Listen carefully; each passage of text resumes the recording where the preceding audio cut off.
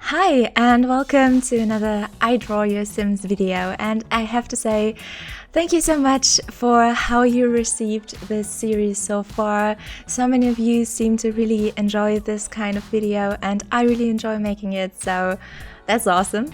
This sim is called Diana and was made by OBiGem, aka Catchy, and this sim really stood out to me because I think her body posture and especially her shoulders have that very special kind of elegance to them, and also she has a very strong and unique look, and I just really wanted to draw her. And because Sims faces tend to look a little bit flat, I took the picture and I ran it through FaceApp, and with FaceApp I was able to make it look a little bit more realistic, a little bit more 3D, and that is why you see me working with two references.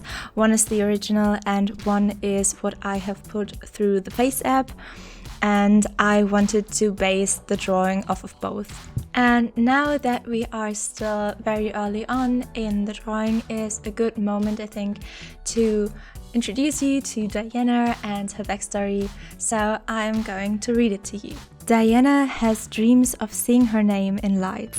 While she's hustling from gig to gig now, she's hoping her magnetic personality will get her where she wants to be, a starring role. Diana's twin brother Alekai also shares her dream of being well known the world over as the world's most notorious crime lord. Will these twin ambitions end up finding these siblings at odds? Diana is self-absorbed, family-oriented and good. She loves to stay on trend with her fashion, hang out with girlfriends, but at the top of her mind is always doing whatever she can to get to the top in the acting industry and become a proper celebrity.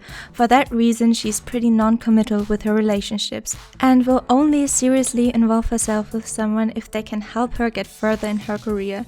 She is capable of having real romantic feelings for someone, but she hasn't yet figured out how to reconcile that with wanting to be a big star. I really liked her backstory. I always love it when Sims have like some flaws or some problems, because that makes them so much more likable in my opinion. And yeah, I also love how different she is from her twin brother, and I can definitely see her having a magnetic personality. And as I already mentioned, this sim was made by OBiGem, and she is an amazing storyteller. She also has some building and some creative sim videos on her channel, but if you like Let's Play content, definitely go and check her out because she is an amazing storyteller.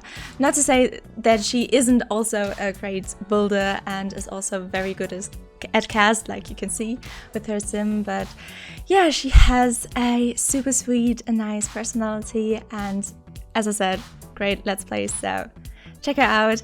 I will link her YouTube and her Twitter down in the description. And that I also link her Twitter has a very special reason, and that is kind of a funny story, because in my last I Draw Your Sims video, the second one, there was no one who sent me an email that they wanted me to draw their Sims. And I just made my Twitter. I had like 23 followers on Twitter, and so I thought, okay, no one wanted to get back to me. Let's ask the Twitter community if they want me to draw their Sims. So I thought, it's only going out to 23 people. Let's see if there is somebody out there who wants me to draw their Sims.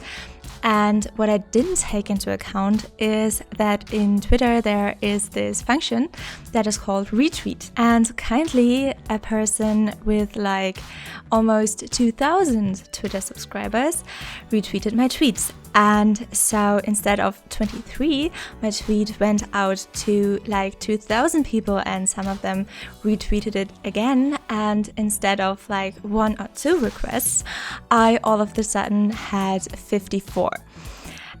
And that was, on the one hand, super cool because there were so many people like saying nice things about my art and being super interested in what I do, and I learned so many interesting stories of so beautiful Sims.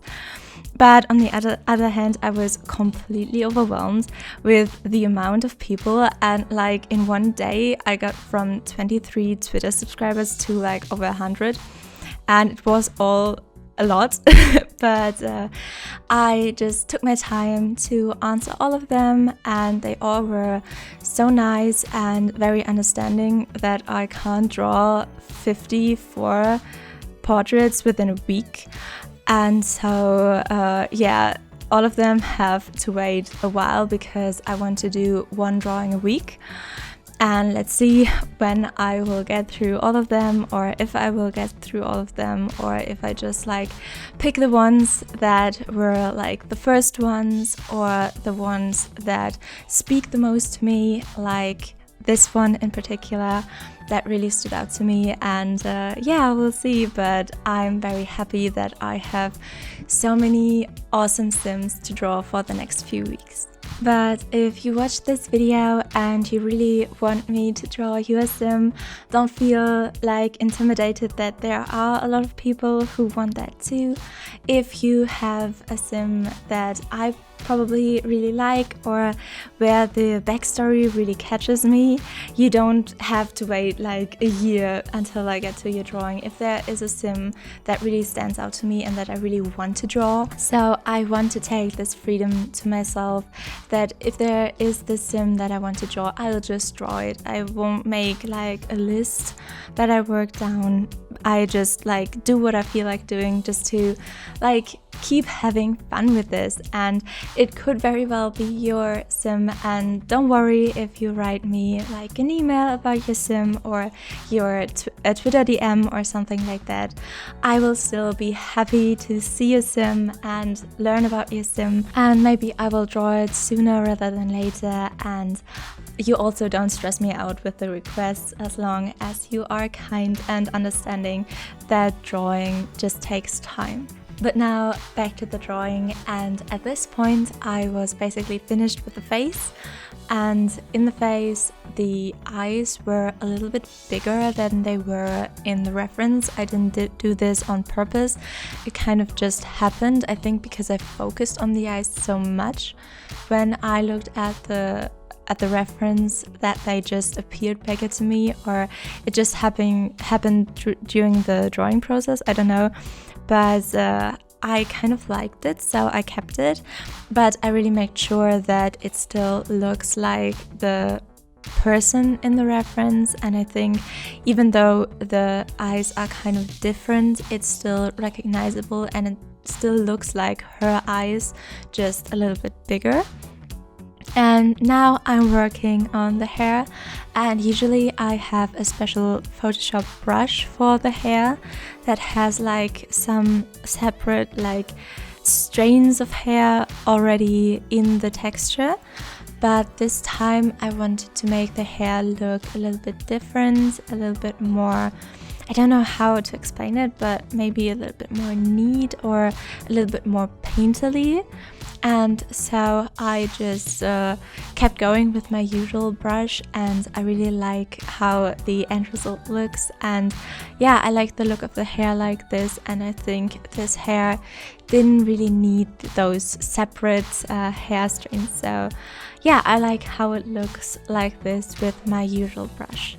And now that we are almost done with the drawing and the video, I really hope that you like this drawing and that you like how it came out. And I hope you enjoyed and liked this video. And if you would consider subscribing, you would make me super duper happy. And I hope we'll see each other again.